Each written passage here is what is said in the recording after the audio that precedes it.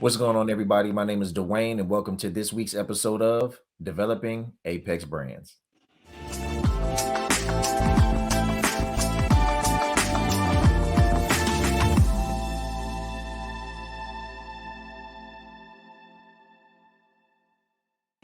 What's going on, everybody? My name is Dwayne, and welcome to another episode of Developing Apex Brands coming to you live from the Edit Bay. So, on today's episode, I have a really special guest with me, man. Works with Intellectuals Tattoo Shop. He is an all-around Renaissance man when it comes to art, and he does plenty of different mediums. We'll let him talk about those different mediums himself. But without further ado, I want to bring on my man, Fredo. What's going on with you, bro? How you been? Yo, what's up, man? Thanks for having me, man. Most certainly, man. What's going on with you? How you been, bro? Good, yo, just good. Actually just finished up with the session just now. It's right before I jumped on air, and yeah, just a little quick lovey-dovey,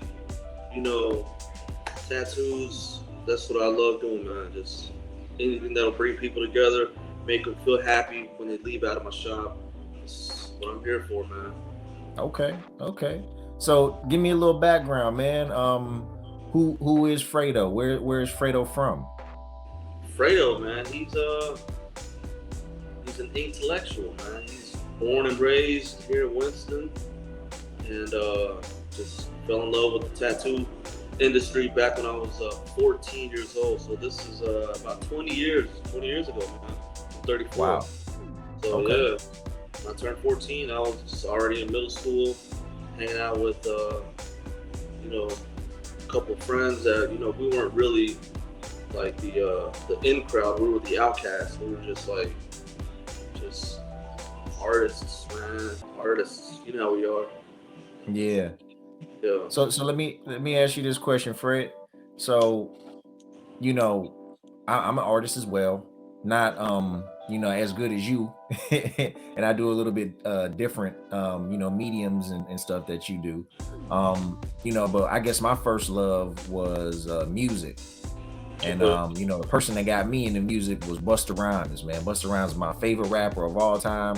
I used to be able to recite all his songs from front to back on every CD. You said what? Wow. So that's skills right there. If you could recite. Yeah, man. Yeah. Yeah, Busta Bus was my guy though, man. So who was the inspiration that you feel like got you into art, man? Or what? It doesn't have to be anybody famous, it could be a family member or a friend. But what was your inspiration?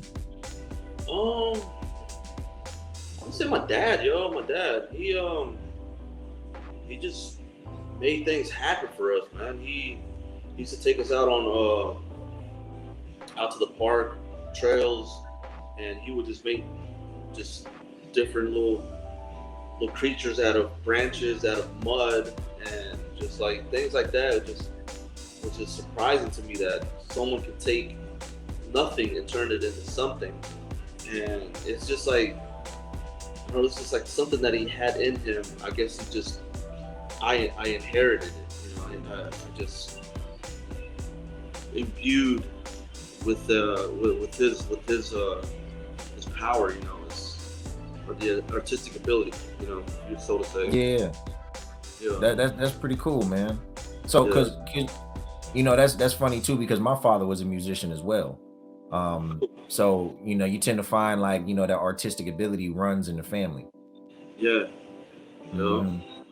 Yeah, man. So let me ask you this, man. So you say you're 14 and you're just now getting into tattooing, right? Yeah. So how does one get into tattooing, right? Most people, they just really know the traditional school route, go to high school, go to a 4-year university or junior college or maybe even a community college, and then go to work, right? Based on the credentials that you got, but the art world is a little bit different, man. So like kind of give me like some insight into your journey into your first tattoo and how you got to as far as you are now. Well, back when I was 14, man, we were so into like looking at lowrider magazines and looking at streetwear as far as like tribal lowrider clothing, and just looking at the graphics, man, we would see some of the characters on there that would be tattooed. So it was just like, how do they do that? And we just, when I say we, it was just me and a couple of my other friends that we just started looking into it, man. And this is way before social media. This is 2001, man. Yeah, that was big T-shirts and Soldier Boy. Yeah, man. So we were just looking into like magazines, and we would go to the library.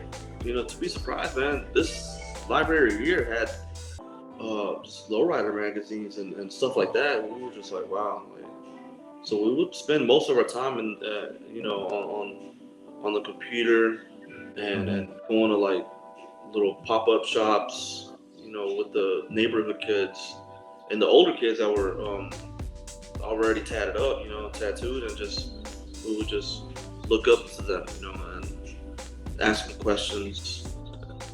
Yeah, man, it took a lot, man, from just like drawing sketchbooks to actually applying ink on the people. Yeah. So who was the first person you tattooed, and looking back at that tattoo that you gave, are you proud of it, or do you feel like, man, I came a long way? Yeah, it's just little tattoos like that, man. You look back on it and it's like, wow, how did I manage to, earn someone's respect or even their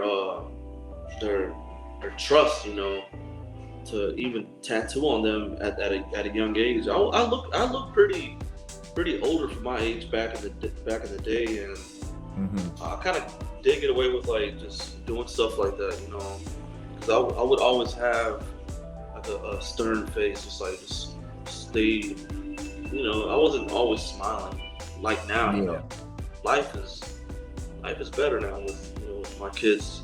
But that's another story though. But life is good, man. Life is good. That's good, man. So do you remember specifically what you tattooed on that individual? Like what it was, or what they wanted on them? Yeah, it was a little snake on his ankle, and he was one of my friends that actually pushed me into like actually tattooing.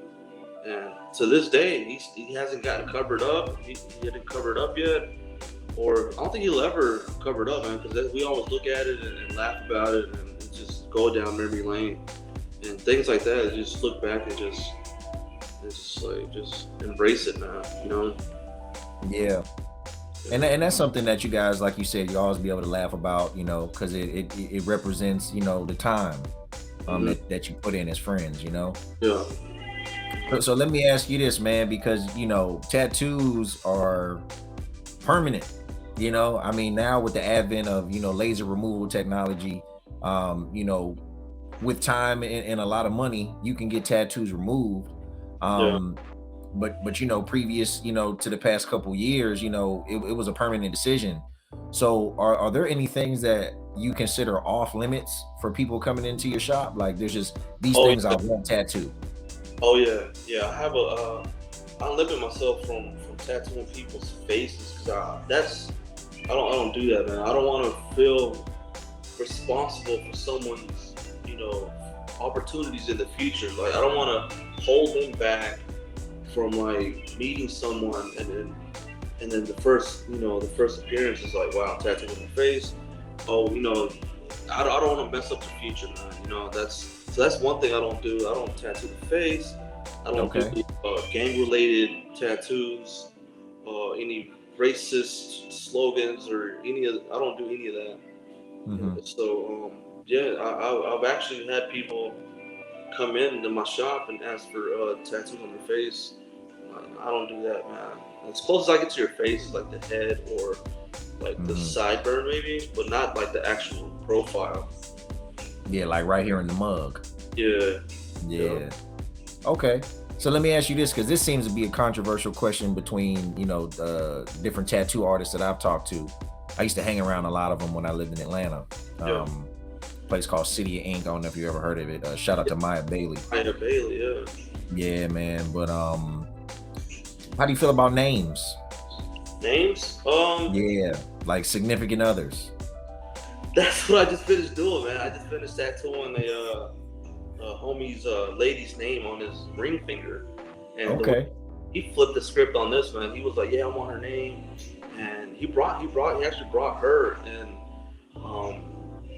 she was there, cheesing ear to ear, and the way he flipped it was he got it in what was it? Sanskrit. It's like Arabic writing. And Okay. got her name in Arabic writing, and yeah, I mean, some people do it like that to get a, just to make their significant other happy, to know that Mhm. they got their name tattooed. But I tend to like not do them, man. I've always tell them, hey, look, pick out two designs, the name and then the cover ups, and then because I know you're gonna come back, years, not even years, the next month or so, and yeah, man, it's just I don't, yeah, I tend to not do those, man. I was just getting ready to ask you that too. So have you been in a situation where somebody's coming and gotten a name tattooed on themselves from you and then come back at a later date wanting to get it covered up?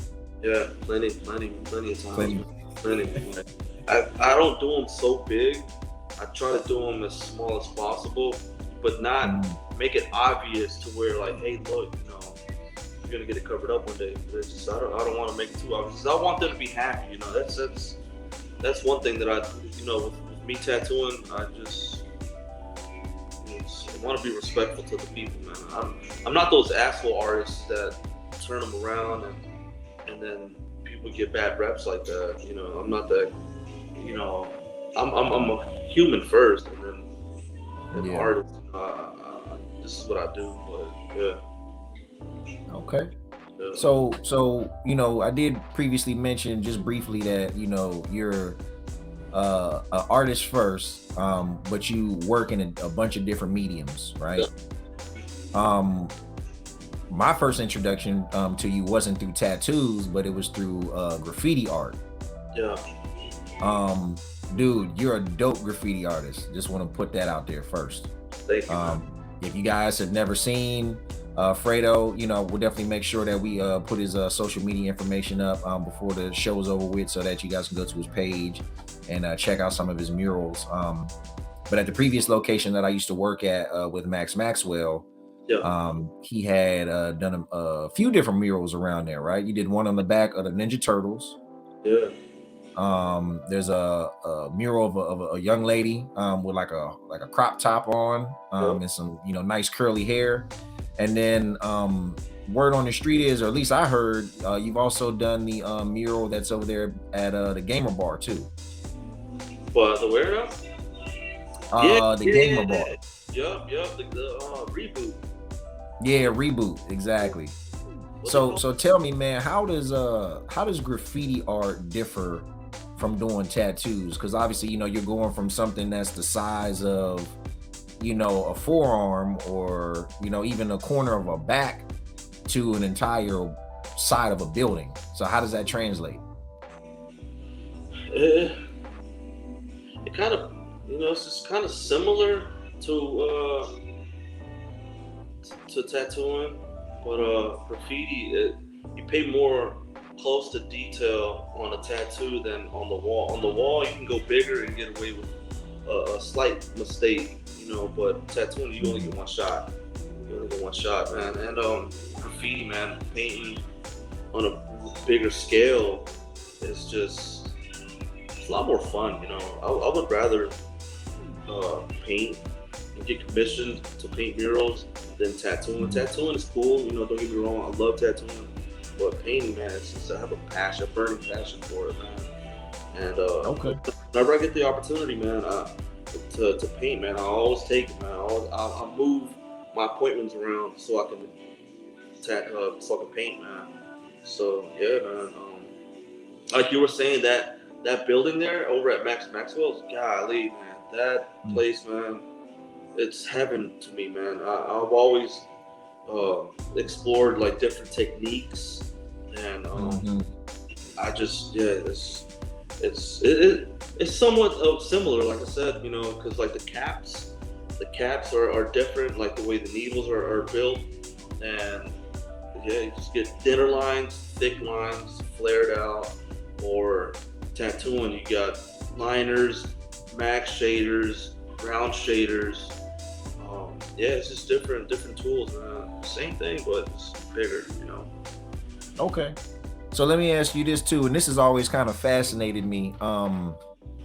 You know, I've seen you do it before. I've seen Jex do it. Uh-huh. But what is that? What is that technique you guys do? Where like you'll draw your mural, and then you'll have like a bunch of odd, weird shapes on the inside. Does that help you with like shading or something like that?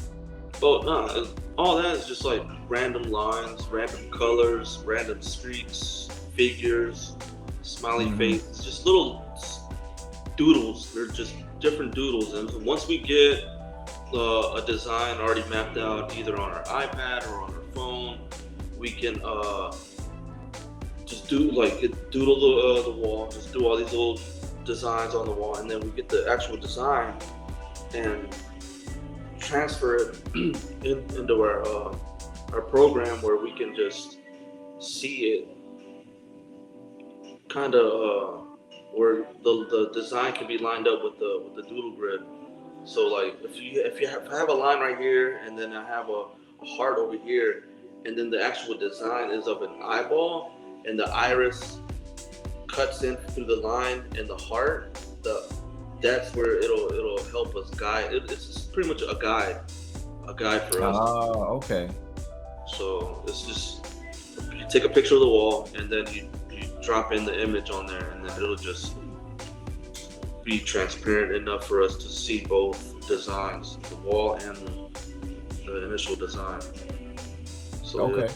so this kind of a bit of a headache, man, but it's a lot better than drawing grids and then measuring lines, and then just it cuts the work in half, man. So yeah, But you just solved a big mystery for me, man. Because for the longest, Fredo, I was always wondering, like, what is that? Like, yeah, yeah, I have absolutely no idea what this is. yeah. And then once we start painting, you still see the doodle lines, and then you're like, what's going on? Like, what are they doing? Why are they covering up what they just did? And Hmm. it's just it's this technique that we all do. Um, they've been doing this like the other artists that introduced us to that style or to that technique was he's been doing that since way back when, man. And it just Hmm. started getting in motion for all the artists that are really wanting to paint bigger. It helps out a lot. So um, thanks to him, I forgot his name, but thanks to him and the other few, man, we just taking it to the next level now, man. Yeah, most certainly. Yeah. So, a lot of people might not know the graffiti world, but I know a little bit about it. So, I would consider my top three. And don't be modest, but I would consider you one of my top three. I would consider Jex top three. And then I also have an affinity for Mike Gregg, if you're familiar with Mike Gregg in Yeah. Atlanta. Yeah. Who are your top three graffiti artists at this moment, man, or of all time? Top three all time. I'll say Rhyme MSK. I would say El Mac with the portraits. Okay. Third one, say Da Vinci, man. Da Vinci. Mm-hmm. Yeah, Yeah. Da Vinci's dope. Leonardo da Vinci. Yeah. Just all three of them. They somewhat help shape my you know my style. And I'm still exploring, man. I'm still just exploring myself. I'm still reaching in there, trying to wake up that God in us, and just have Him take over and just show me the way. Yeah, most certainly. Yeah, So let's switch back over to let's switch back over to tattoo art, that's it. Good. right? So I'm a fairly darker brown skin guy. You're Latino, correct? I'm Guatemalan. Yeah. Guatemalan. Okay. Okay. So I'm pretty sure you have darker skinned relatives as well. Mm. Do you tattoo on darker skin? I tattoo anybody that's wanting to collect some work off of me, man. You know, just not prejudiced. I don't turn anybody away because of their skin color or orientation or whatever. You know. Yeah. Oh, certainly. Well, yeah. Well, didn't mean to interrupt you, Fredo, but the reason I asked that more specifically is, I've been to a bunch of different tattoo shops, and you hear a debate sometimes between whether you can put certain colors and certain shades of melanated skin. Mm. So my question more specifically is more so like, how do you is there a specific technique that you use to color darker melanated skin, or do you kind of shy away from that?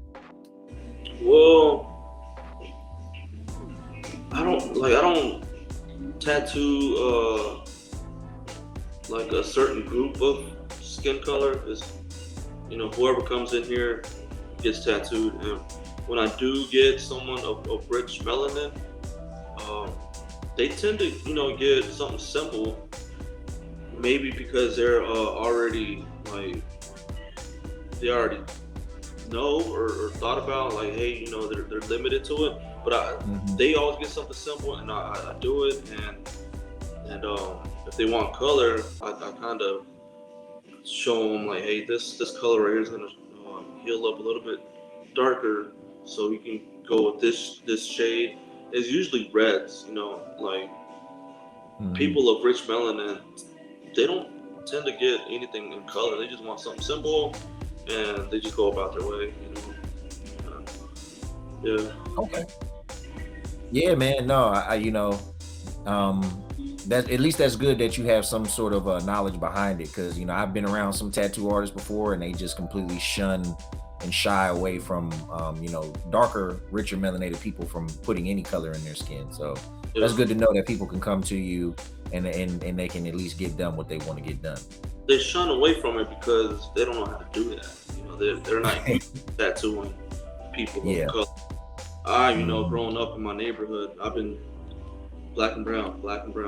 It's always the unification, and I've always tattooed black and brown. When I started tattooing the different shops, and that's when I started getting the opportunity and tattooing white folks, Asians, and then people of non-melanated skin. Yeah. Okay. Yeah, that's dope, man. So let me ask. Go ahead. Yeah. Plus my work, I specialize in black and gray, so I don't really tattoo in color, But if people are wanting color, I do have a variety of colors that are like mostly like for flowers. I tend to tattoo a lot of flowers for women, and not saying that men don't get flowers, but I tend to do a lot of black and gray work. Yeah. Yeah. I guess I would assume flowers are to women as tribal tattoos are to men. In the 90s, tribal. Yeah. That's dead now, man. Not too many. I haven't tattooed a tribal since I started, man. Since like 05-ish. Yeah, well, that lets you know how long it's been since I got a tattoo, man. Jesus. Yeah. Word up. Yeah, it's been a good little while, brother. Yeah, I think my last tattoo I got was 2012. Yeah, so it's been a good 9, almost 10 years since I got a tattoo, man. Yeah. Yeah. So let me ask you this question, man, and I'm not gonna hold you too much longer. Cool. One of the questions I ask people a lot, man, and I think it's very important, is because when we're out here doing business, no matter what industry that we're in, whether we're into banking, we're into art, we're into sales, there's a core just aspect of business that we all have to deal with, right? Mm-hmm. So how do you separate your artistry from your business, and how do you use your business to drive, clients to your artistry, if that makes sense? Calendar, man. Calendar. Having everything set forth and way before everything is due. Hmm. Just like the game of chess, man. I play chess. I'm not a chess master, but I tend to use some of those techniques into life. Like business wise, man. I have to take a couple days out of the week, not the week, out of the month to actually make these moves, man. Sometimes I gotta sacrifice. Sometimes you gotta you gotta challenge yourself. You gotta push yourself into doing things like business wise. You have to make a lot of sacrifices, man. So yeah. Okay. So let me ask you, what are the what are the top three things that you feel that you do that make you successful in your business? Uh, Clients make them happy because if they're happy, I'm happy, you know. And second is just staying afloat, man. Just having everything up to par as far as like furniture out here in the shop, Hmm. and just third, just having family first, you know, family, just having everything just aligned, you know. Just I like to share my art with my family too, you know. It's not just tattooing, you know. Hmm. But yeah, that's how I do it, man. Okay. Yeah. And let me get one more question from you, brother. Okay. So let's say I want to get into, we'll make this a two-part question, okay? um let's say, I'm a young artist and I want to get into, mural graffiti art, and I also want to become a tattoo artist, right? So on the graffiti side, is there any like tips or specific types of paint you would suggest that I get? And then maybe how to, do it legally and safely.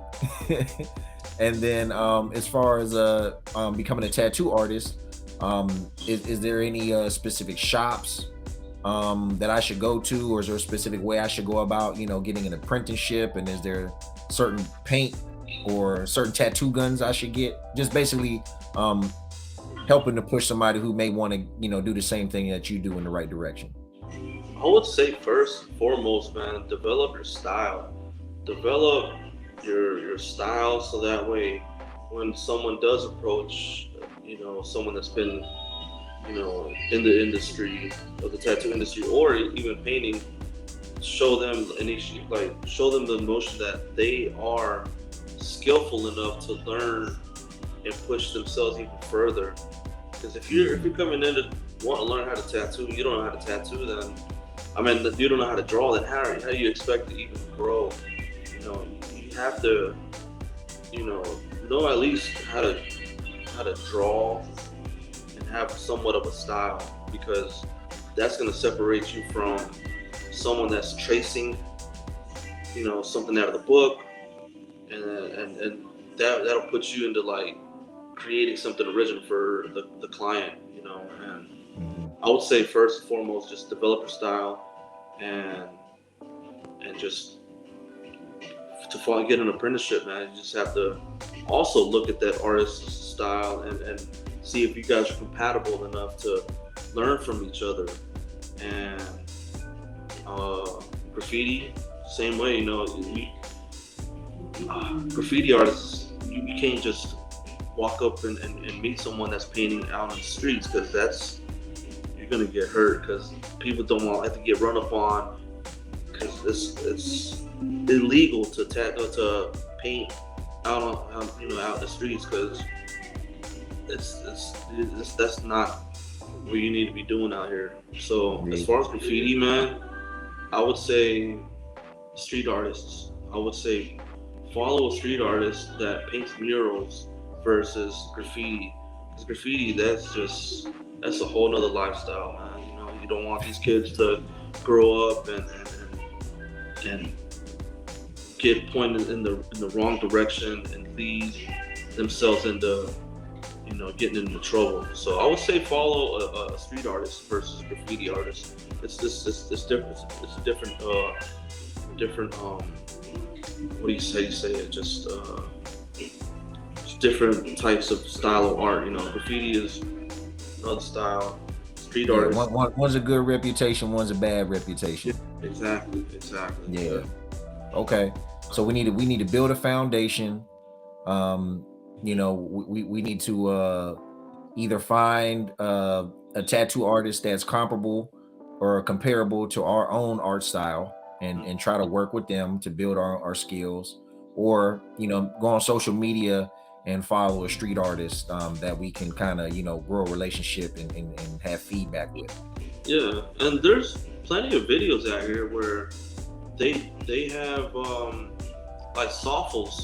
He's an Australian-based artist, and he's just nasty, yo. He has so many videos where it's time-lapsed, and some of them are real times. And some of the videos he's been coming out with have been like 2-3 hours. And looking at, you know, researching artists like him, you can actually get a glimpse of how they do it.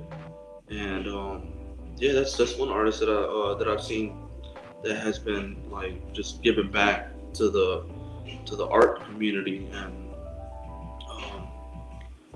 if nobody has an artist in their city that they're able to go visit or watch them work, I would say just keep researching, keep finding other artists, you know, through social media, through research, through even magazines. Magazines tend to show more love for underground artists that are up and coming. And yeah. All right, perfect, man. Well, then there you have it. You heard it straight from the man Fredo.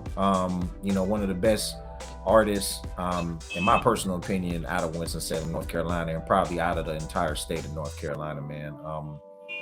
I want to say thank you very much for coming on to the podcast with me, man, and give me, you know, some of your time today. Oh yeah, thank you, man, so much for having me, man. Yeah, most certainly, man. So, you know, if I'm in Winston-Salem or the greater Triad area in North Carolina, man, I can come get a tattoo from you, right? Oh yeah, I'm at 1402 Cherry Street, Winston-Salem, North Carolina. Phone number's been the same since way back when. It's 336-837-5867. Reach out to me, even through Instagram at Wynoceros. That's WYNOCEROS. That's it, man. Perfect, man. And that's Intellectuals, right? Yeah, Intellectuals Art Gallery. Yep. All right, Intellectuals Art Gallery, guys. So if you're in the Triad area, Winston-Salem, North Carolina, and you're looking for a dope tattoo artist, man, make sure you get with my man Fredo, man. Thank you. So yeah, man. So you've already stated your social medias, correct? Yeah.